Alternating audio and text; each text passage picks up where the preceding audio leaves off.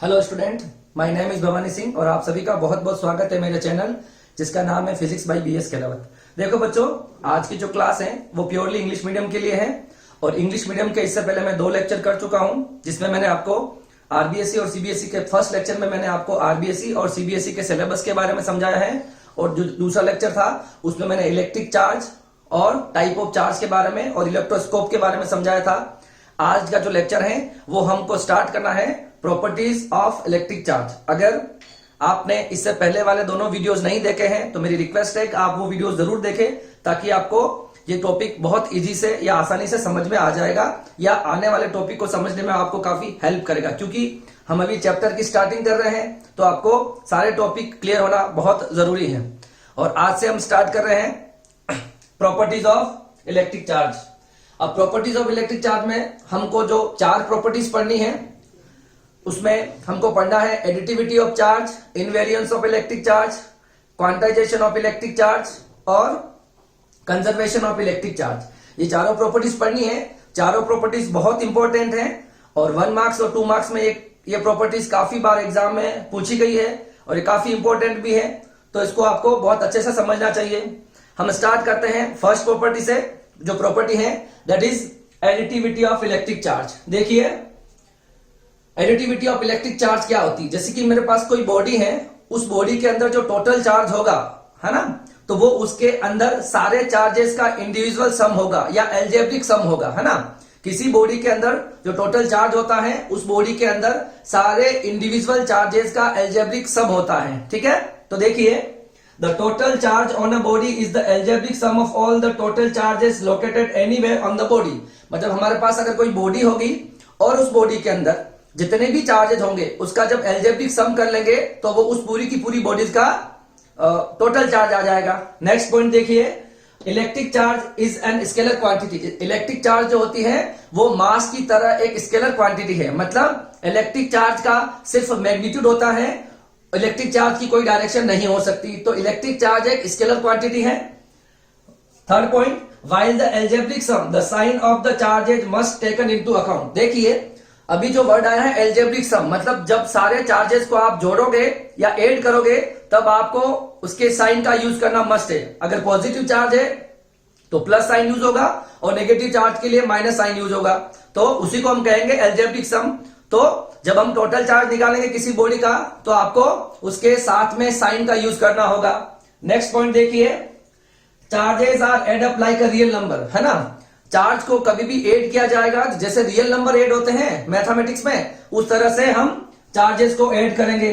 और चार्ज जो होता है वो पॉजिटिव या नेगेटिव पॉसिबल है। जैसे मास भी एक स्केलर क्वांटिटी है मगर मास जो होता है मास हमेशा पॉजिटिव होता है, मगर इलेक्ट्रिक चार्ज जो है वो इलेक्ट्रिक चार्ज पॉजिटिव भी पॉसिबल है और नेगेटिव भी पॉसिबल है। अब ये पॉजिटिव नेगेटिव चार्जेस क्या होते हैं तो वो आपको इससे पहले वाला लेक्चर देखना होगा जिसमें मैंने टाइप ऑफ चार्ज समझाया था और इसमें हमको कैसे किसी बॉडी के अंदर पॉजिटिव या नेगेटिव चार्ज क्रिएट होते हैं उसके बारे में आपको समझाया था। देखिए अब एक एग्जांपल के थ्रू हम समझ सकते हैं कि एडिटिविटी ऑफ चार्ज क्या होती है ना। एडिटिविटी या एडिटिविटी शब्द का मतलब सम से होता है। जैसे कि मेरे पास कोई बॉडी है, हमारे पास सपोज ये कोई बॉडी है, इस बॉडी के अंदर सपोज इस लोकेशन में, इस बॉडी की किसी भी लोकेशन में बहुत सारे चार्ज लोकेटेड है। मान लेते हैं 8 coulomb, 5 coulomb, 4 coulomb, -4 coulomb, -2 coulomb. इस तरह से इस बॉडी के अंदर चार्जेस का डिस्ट्रीब्यूशन है।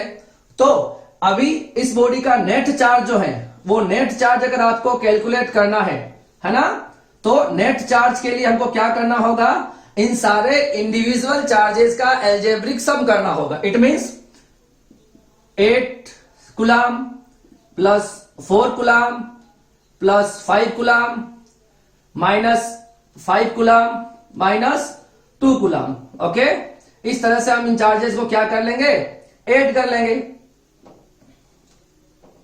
तो इसका एल्जेब्रिक सम कितना हो जाएगा, देखिए 8 + 4 12 -2, ये 5 से 5 कैंसिल हो गए, प्लस माइनस 8 और 4 12 -2 10 कूलम।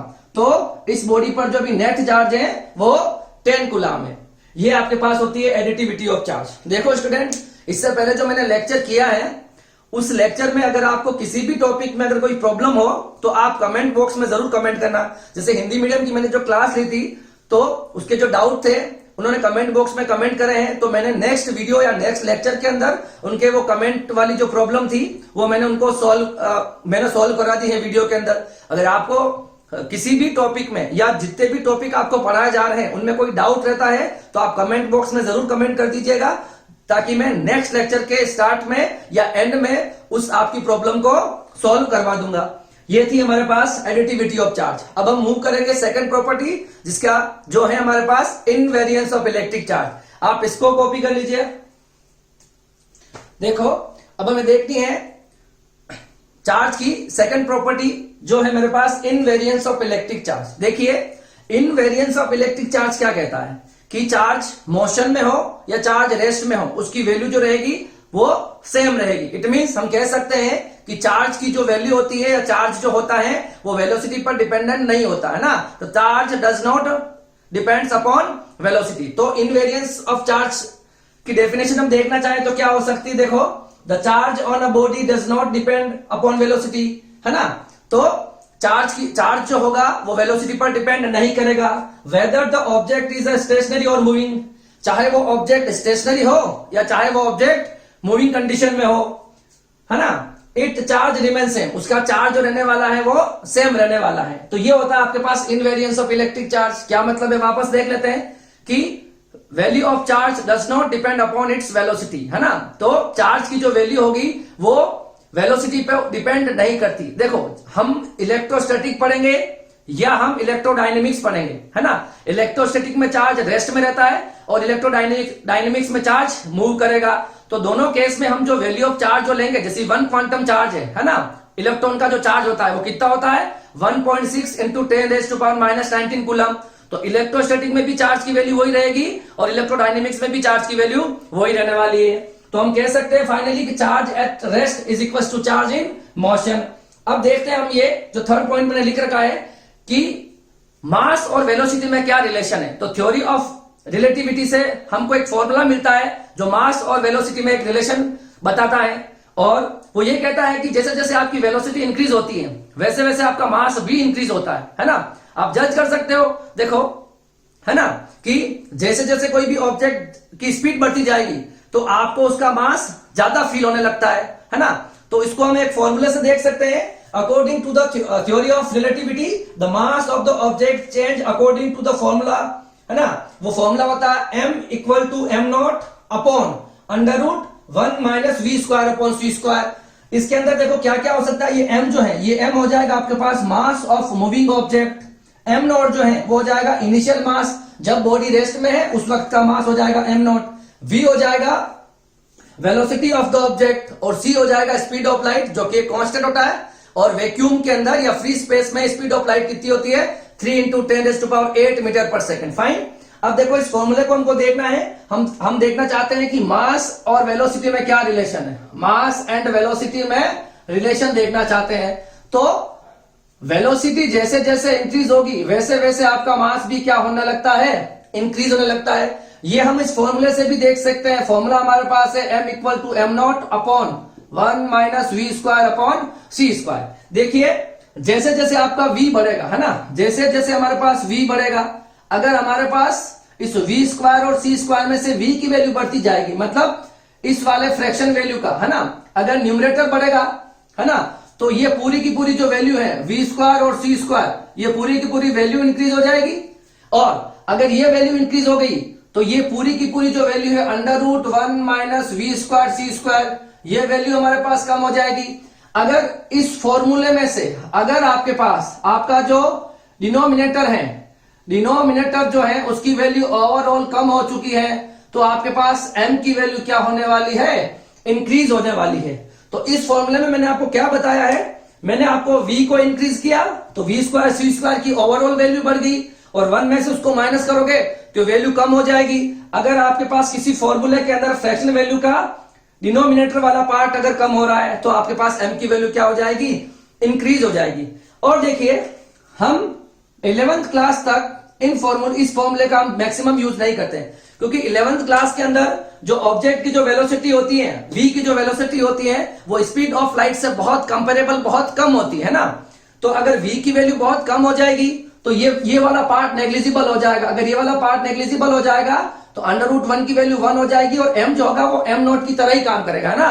पर 12th क्लास में आके हम क्वांटम फिजिक्स पढ़ रहे हैं। क्वांटम फिजिक्स मतलब इलेक्ट्रॉन की वेलोसिटी या छोटे पार्टिकल की वेलोसिटी, और इलेक्ट्रॉन की वेलोसिटी 10⁻6 मीटर पर सेकंड से भी ज्यादा हो सकती है।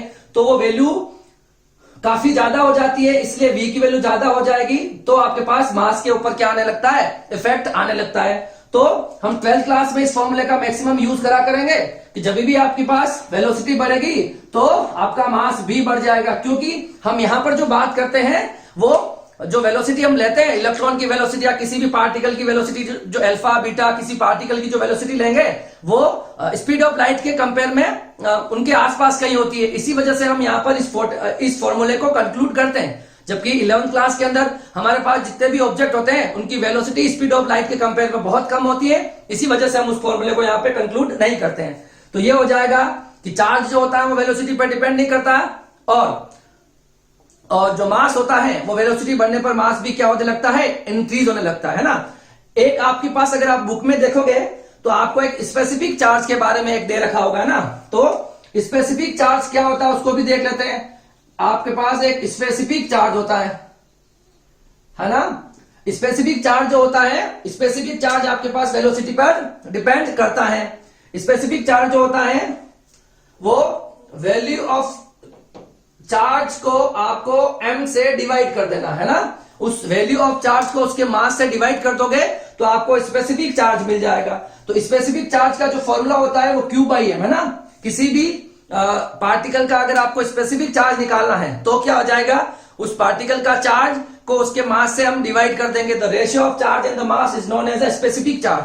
तो आप स्पेसिफिक चार्ज में, तो अगर मास इंक्रीज होगा तो स्पेसिफिक चार्ज आपका कम हो जाएगा, और मास डिक्रीज होगा तो स्पेसिफिक चार्ज आपका बढ़ जाएगा। तो स्पेसिफिक चार्ज जो होता है वो मास पर डिपेंड करता है। हमने अभी जो पढ़ा है वो हमने पढ़ा है इनवेरियंस ऑफ इलेक्ट्रिक चार्ज, और इनवेरियंस ऑफ इलेक्ट्रिक चार्ज क्या कहता है कि वेलोसिटी का इफेक्ट चार्ज पर नहीं होता है ना। तो the value of charge does not depend upon its velocity. अब हम देखते हैं थर्ड प्रॉपर्टी जो हमारे पास है, क्वांटाइजेशन ऑफ इलेक्ट्रिक चार्ज। इसको कॉपी कर लीजिए आप। देखिए अब हम देखते हैं चार्ज की थर्ड प्रॉपर्टी, और जो है quantization of electric charge. Quantization of electric charge क्या कहता है, इसका सिंपल सा मतलब ये है कि किसी भी बॉडी में जो चार्ज अवेलेबल होगा वो एक फिक्स्ड अमाउंट में होगा, है ना। उसके बीच में कोई चार्ज पॉसिबल नहीं हो सकता। जैसे कि, और हम कह सकते हैं कि जैसे कि फंडामेंटल चार्ज जो होता है वो होता है charge on 1 electron, that is 1.6 into 10⁻⁻19 coulomb. ये होता है हमारे पास फंडामेंटल चार्ज। तो किसी भी बॉडी पर टोटल चार्ज जो होगा वो उस फंडामेंटल चार्ज का इंटीजर नंबर्स होगा या इंटीग्रल नंबर होगा। मतलब जैसे फंडामेंटल चार्ज आपके पास सपोज 1.6 10⁻⁻19 है, तो 1 इंटू 1.6 हो सकता है, या 2 से मल्टीप्लाई कर सकते हैं, हम 3 से कर सकते हैं। इस तरह से उसके इंटीजर मल्टीपल के इक्वल होगा। तो देखिए हम देखते हैं अब क्वांटाइजेशन ऑफ इलेक्ट्रिक चार्ज के लिए क्या क्या पॉइंट बन सकते हैं। सबसे पहले हम यूं कह सकते हैं किसी भी बॉडी पर जो टोटल चार्ज होगा वो एक फिक्स्ड अमाउंट में अवेलेबल होगा। दूसरा पॉइंट देखिए, the smallest charge that can exist independently is a charge on 1 electron. किसी भी बॉडी पर जो सबसे स्मॉलेस्ट चार्ज पॉसिबल हो सकता है वो हो सकता है charge of 1 electron, that is 1.6 into 10⁻⁻19 coulomb. इसको हम फंडामेंटल चार्ज या 1 क्वांटम चार्ज भी कहते हैं।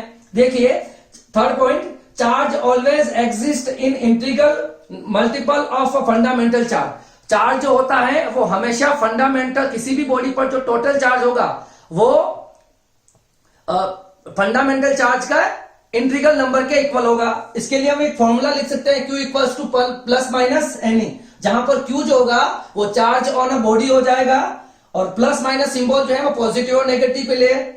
n जो है यहाँ पर n जो हो जाएगा नंबर ऑफ इलेक्ट्रॉन हो जाएगा, और n की जो वैल्यू होगी वो 0 हो सकती है, +-1 +-2 +-3 सो अप टू +-n। और E की जो वैल्यू होती है वो फंडामेंटल चार्ज है, दैट इज 1.6 10⁻⁻19 कूलम।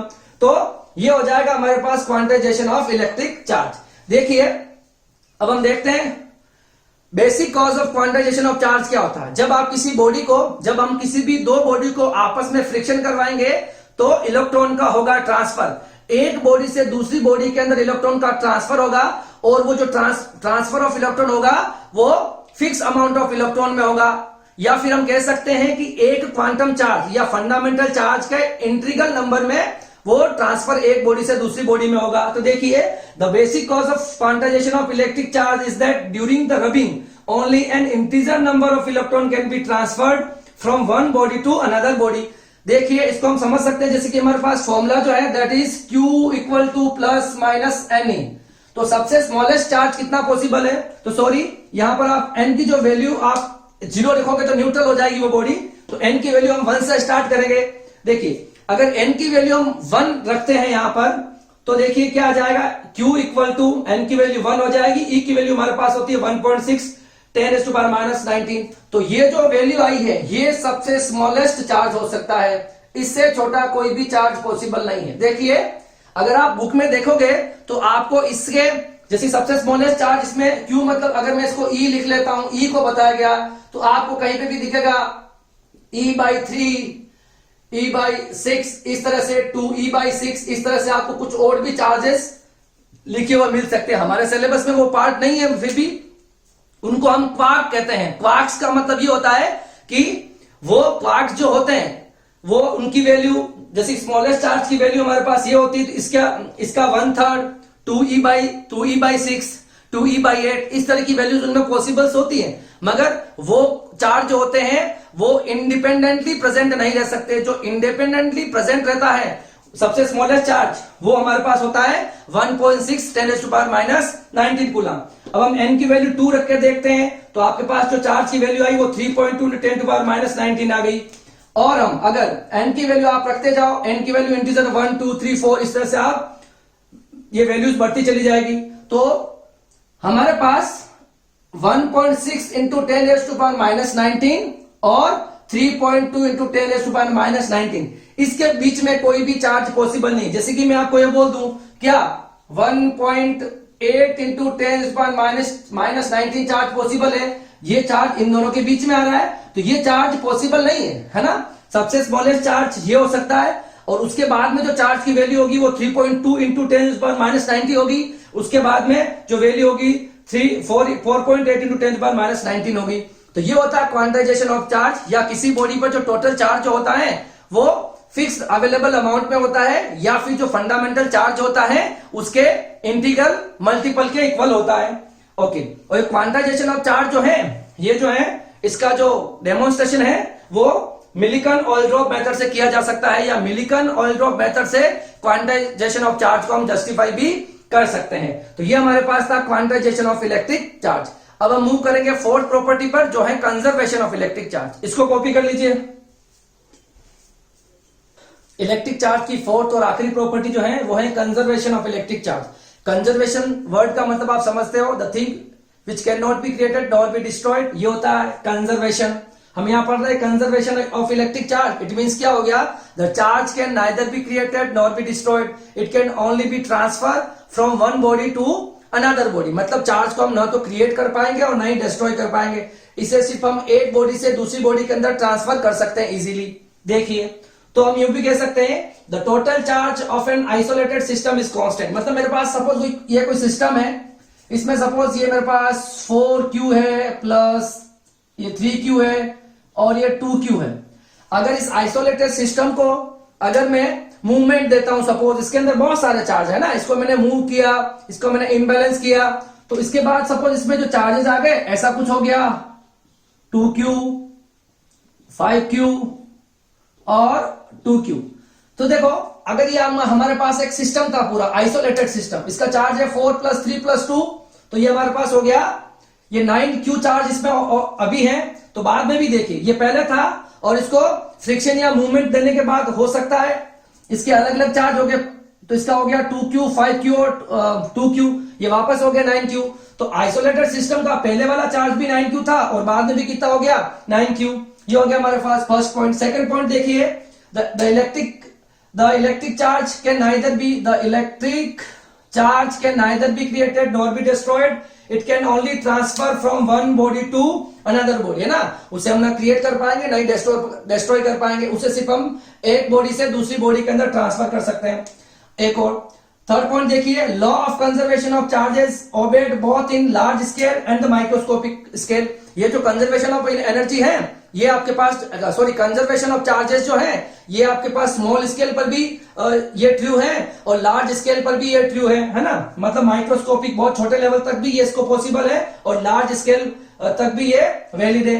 और एक जो नेक्स्ट पॉइंट है वो है it is a global phenomena. ये एक ग्लोबल फिनोमिना है। और लास्ट पॉइंट इसका है total charge of entire universe is constant. जो पूरे के पूरे यूनिवर्स का जो टोटल चार्ज होगा वो क्या होगा, कांस्टेंट होगा। हम कुछ एग्जांपल के थ्रू इस कंजर्वेशन ऑफ इलेक्ट्रिक चार्ज को समझना चाहते हैं।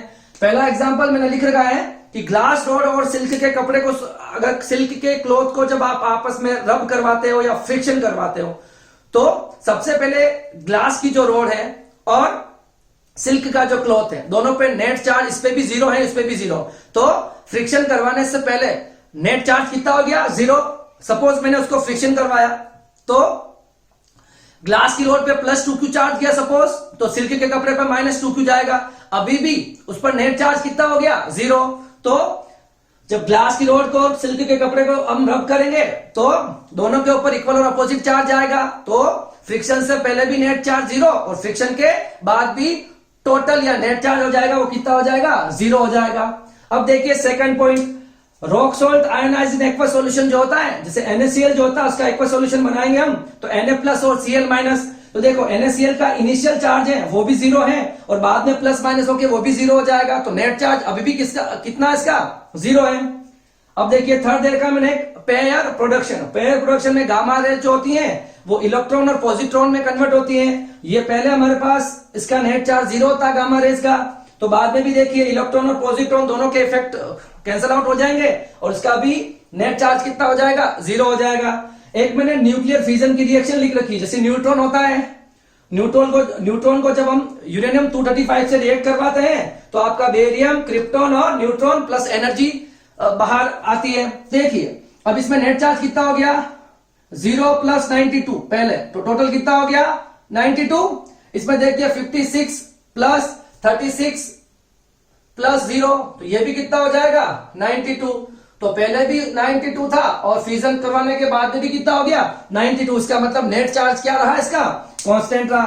देखिए हमारे पास एक फॉर्मूला होता है, ये X, A और Z लिखने का तरीका है। ये ऊपर वाला जो A है ये एटॉमिक मास को डिनोट करता है और एटॉमिक मास क्या होता है, न्यूक्लियस के अंदर कौन होते हैं, न्यूट्रॉन और प्रोटॉन। तो न्यूट्रॉन और प्रोटॉन मिलकर आपका एटॉमिक मास होता है। और यहां पर जो मैंने Z लिख रखा है, Z आपका होता है एटॉमिक नंबर और एटॉमिक नंबर को ही अपन कहते हैं टोटल चार्ज। और एटॉमिक नंबर के लिए हम कह सकते हैं कि नंबर ऑफ प्रोटॉन या फिर नंबर ऑफ इलेक्ट्रॉन। तो जब भी हमको किसी फॉर्मूले के अंदर सपोज जैसे कि हमारे पास ये दे रखा है, कुछ भी फॉर्मूला दे रखा है 8 और 16, तो हमारे पास 8 जो होगा ये हमारे पास यहाँ पे चार्ज का काम करेगा, ठीक है। यहाँ पर ये चार्ज हो जाएगा वो 8 हो जाएगा।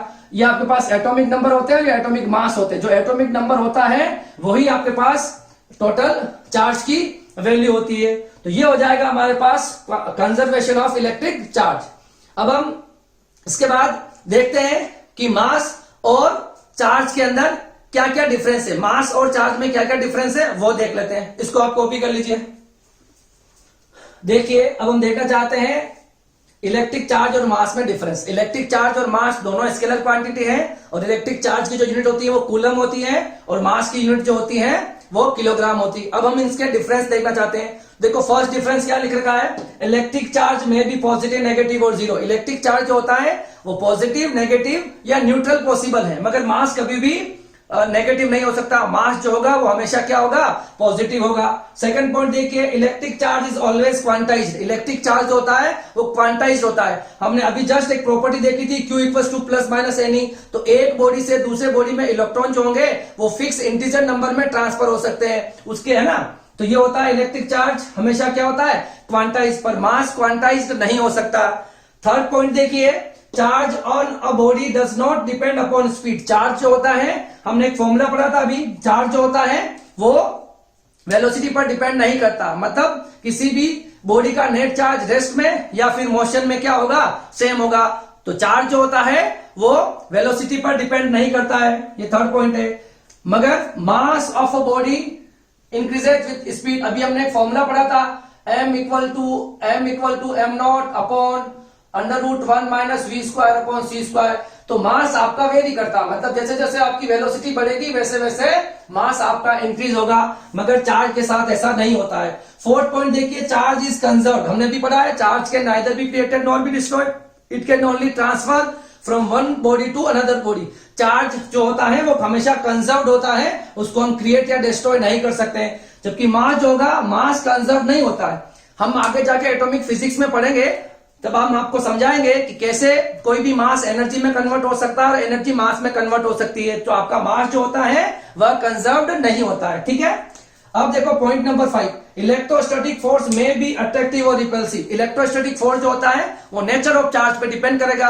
अगर दोनों चार्ज सेम नेचर के हैं तो रिपल्सिव फोर्स लगेगा, और दोनों चार्ज जो है वो अपोजिट नेचर के हैं तो उनके बीच में अट्रैक्शन फोर्स लगेगा।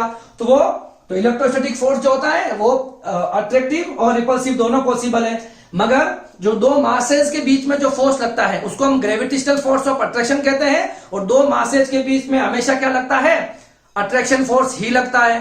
ओके, अब हम 6 पॉइंट की बात करते हैं। Electrostatic force between different charges में बी कैंसल आउट। देखिए, जैसे कि एक बीच में कोई एक टेस्ट चार्ज पड़ा हुआ है, इधर एक पॉजिटिव चार्ज है, इधर एक नेगेटिव चार्ज है, और उनकी डिस्टेंस अगर बिल्कुल इक्वल है तो बीच वाले चार्ज पर नेट फोर्स जो हो सकता है वो 0 हो सकता है। सपोज बीच में मेरे पास, सपोज यहां पर कोई एक चार्ज रखा गया, टेस्ट चार्ज, यहां पर एक चार्ज रखा गया +q1 या फिर +2q रखा गया प्लस, और यहां रखा गया -2q, और उनकी डिस्टेंस जो है दोनों की, वो दोनों की डिस्टेंस अगर सेम है तो ये इस बॉडी के ऊपर इधर फोर्स लगाएगा और ये इस बॉडी पर इधर फोर्स लगाएगा, प्लस और माइनस, है ना। तो दोनों की डायरेक्शन हो जाएगी चेंज, और नेट फोर्स क्या हो सकता है, कैंसल आउट हो जाता है, ठीक है ना।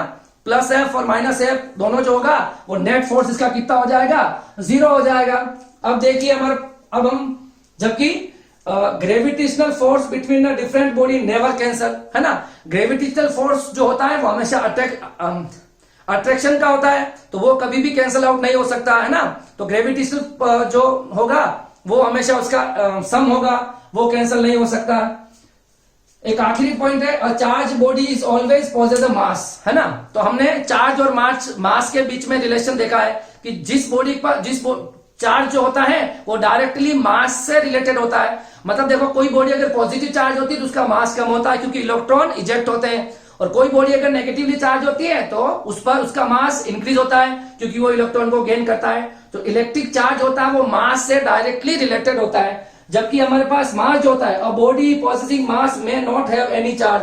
किसी बॉडी का मास तो हो पर नेट चार्ज हमेशा उसका 0 हो, ये पॉसिबल हो सकता है। जैसे कि मेरे पास न्यूट्रॉन है, तो न्यूट्रॉन का नेट चार्ज तो 0 ही होता है हमेशा, पर उस न्यूट्रॉन का मास होता है ना।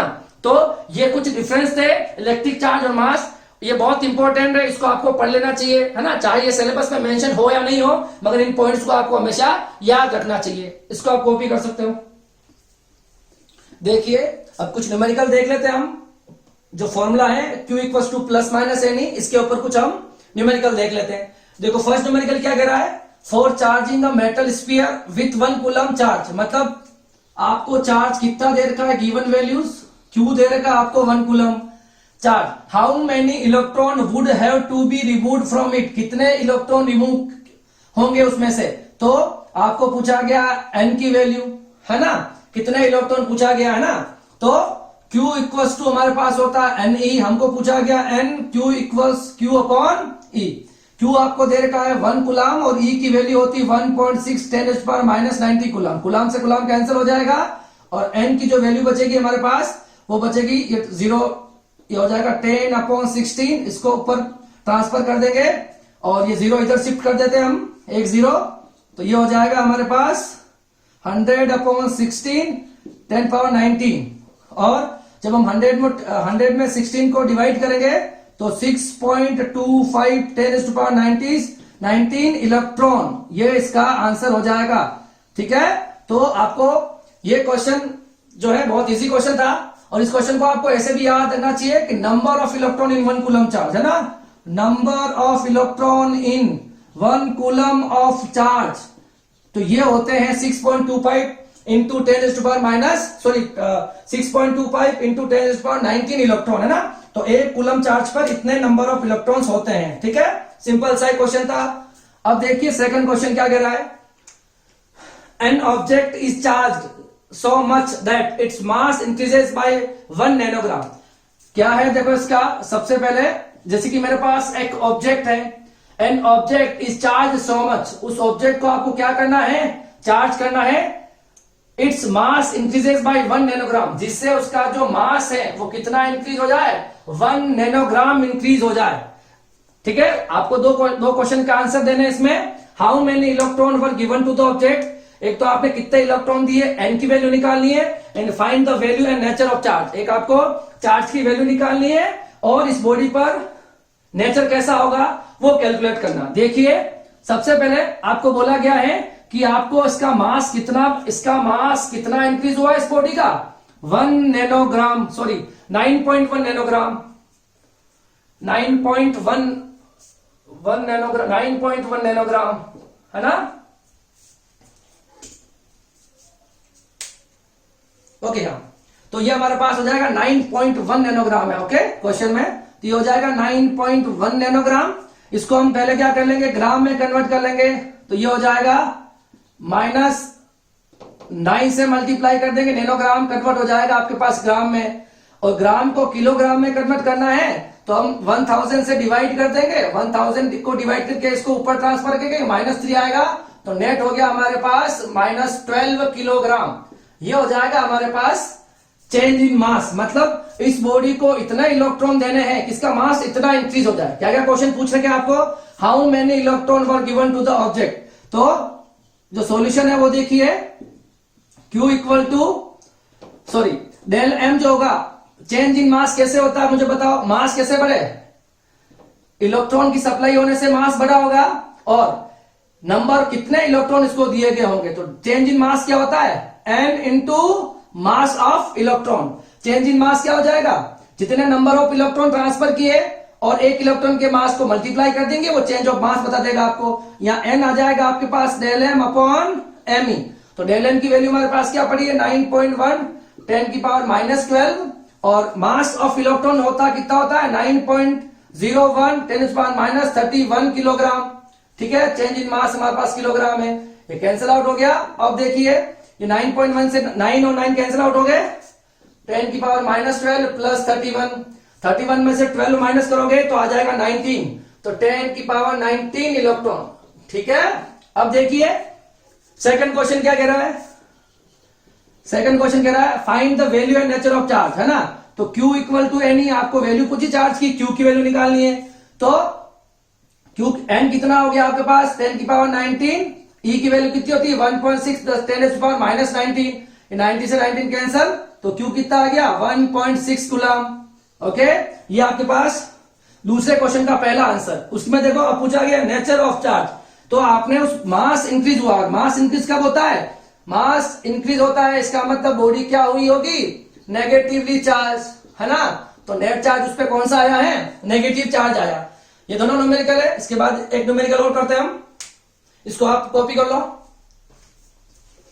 देखो अब हमारे पास न्यूमेरिकल है, वो क्या है, how much quantity of positive charge and negative charge in there in a cup of water, और उसकी क्वांटिटी दे रखी, जैसे कप ऑफ वाटर दे रखा है और उस कप ऑफ वाटर के अंदर कितना पानी है, 250 ग्राम, है ना, 250 ग्राम ऑफ वाटर है। पूछा गया कि इस पर कितना पॉजिटिव और कितने नेगेटिव चार्ज होंगे। तो सबसे पहले देखिए हम क्वांटिटी ले लेते हैं, कितनी क्वांटिटी दे रखी है, मास आपको 250 ग्राम, फाइन। अब हम देखते हैं क्वांटिटी कौन सी है हमारे पास, कौन सा, तो हमको दे रखा है वाटर, क्या दे रखा है, वाटर, और वाटर मींस H2O, और इस वाटर का मोलर मास कितना हो जाएगा, वाटर का मोलर मास हो जाएगा हमारे पास, देखो 2H है तो 1 + 1, और ऑक्सीजन का होता 16, तो मोलर मास हो जाएगा मेरे पास 18, ओके। अब हमको निकालना है number of molecule in 250 gram of water, okay, number of molecule in 250 gram of water. तो उसके लिए अगर हमको नंबर ऑफ मॉलिक्यूल n निकालना है तो यहां पर लिखी जाएगी टोटल क्वांटिटी, मतलब, और यहां लिखी जाएगी उस क्वांटिटी का मास, तो यहां लिखा जाएगा मोलर मास। और अब हमको 1 ग्राम के अंदर नंबर ऑफ मॉलिक्यूल्स कितने होते हैं, तो 1 ग्राम पर नंबर ऑफ मॉलिक्यूल होते हैं अवोगाड्रो नंबर से, दैट इज Na। ये 1 ग्राम के लिए हो जाएगा, और ये टोटल क्वांटिटी जो आएगी उसको हम 1 ग्राम वाली क्वांटिटी से मल्टीप्लाई कर देंगे तो हमारे पास n मिल जाएगा। ठीक है, तो टोटल n कितना, टोटल क्वांटिटी हमको दे रखी है 250 ग्राम, और मोलर मास हमारे पास आया है 18, और एवोगाड्रो नंबर्स होता है 6.023 10⁻23। ये मेरे पास आ गया है हमारे पास n। ठीक है, number of molecule in 250 gram of water, number of molecule है ना, ये आया हमारे पास नंबर ऑफ मॉलिक्यूल। ठीक है, ये हमारे पास नंबर ऑफ मॉलिक्यूल आ चुके हैं n। ओके, अब देखिए वाटर के एक मॉलिक्यूल के अंदर कितना चार्ज होता है या कितने नंबर ऑफ इलेक्ट्रॉन प्रोटॉन होते हैं वो देखना है ना। तो नंबर ऑफ इलेक्ट्रॉन और proton in each molecule of water, in each molecule of water, fine. तो देखिए H2O के एक मॉलिक्यूल के अंदर कितना चार्ज होता है, कितने इलेक्ट्रॉन प्रोटॉन होते हैं, H के अंदर 1 1 और 8, टोटल कितने हो जाएंगे हमारे पास 10।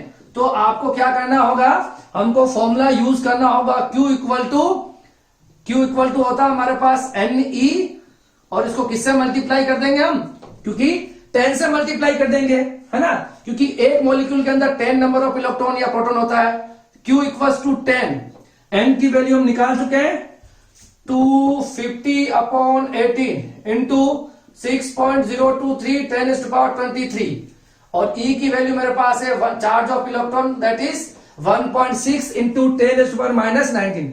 इसको सोल्व करवा लेंगे, हमारे पास आंसर आ जाएगा। ये हो गया हमारे पास 25 इंटू 18, ये 10 और ये 10 पीछे ट्रांसफर कर देंगे, यहां पे आ जाएगा ये 6.023, ये आ जाएगा 1.6, 10⁻23 ये 19, और ये एक पावर यहां से ट्रांसफर करोगे और एक पावर यहां से ट्रांसफर करोगे। ठीक है, इसको सोल्व करा लेंगे। ये वैल्यू जो थी लगभग 6 है, तो इसको अपन 18 से कैंसिल आउट कर देंगे, तो यहां बचेगा 25 इंटू 1.6/3 इंटू, ये हो जाएगा हमारे पास 10, 23 प्लस 2 25 माइनस 19, है ना, ये हमारे पास हो जाएगा 6। ओके, अब हम 25 को 1.6 से मल्टीप्लाई कराएंगे तो नियर अबाउट 40 के नियर अबाउट आएगा, और 40/3 इंटू 10⁻6, 40/3 करोगे 13.3 के नियर अबाउट 10⁻6। इस आंसर को हम पॉइंट को आगे मूव कर देंगे तो एक पावर इंक्रीज कर देंगे, ये चार्ज टोटल हो जाएगा। ओके, तो हमारे पास एक छोटा सा क्वेश्चन था कि 250 ग्राम ऑफ वाटर होता है, उस पर कितने नंबर ऑफ इलेक्ट्रॉन या प्रोटॉन, या पूछा गया कितना चार्ज होता है, तो वो चार्ज होता है 1.33 इंटू 10⁻7 कूलम। ओके, ये हमने जो देखे हैं Q इक्वल टू Ne पर नॉर्मल से न्यूमेरिकल देखे हैं। अब अगला जो लेक्चर होगा वो हम पढ़ेंगे कूलम लॉ से, और कूलम लॉ और उसके ऊपर न्यूमेरिकल्स हम नेक्स्ट लेक्चर से स्टार्ट करेंगे। ठीक है, और अगर आपको आज के लेक्चर में किसी पॉइंट या किसी टॉपिक में कुछ प्रॉब्लम रह गई हो तो आप जरूर कमेंट बॉक्स में कमेंट कर देना, ताकि मैं नेक्स्ट लेक्चर के स्टार्ट या एंड के अंदर आपकी वो प्रॉब्लम यहां पर सॉल्व करवा दूंगा। ठीक है, आप इनके नोट्स जरूर बना लीजिए, वीडियोस को ध्यान से सुनना है और आपको नोट्स भी बनाने हैं और उसके साथ उसको पढ़ना भी है, और कोई डाउट है तो आपको कमेंट बॉक्स में जरूर कमेंट करना है। थैंक यू सो मच, मिलते हैं नेक्स्ट लेक्चर में।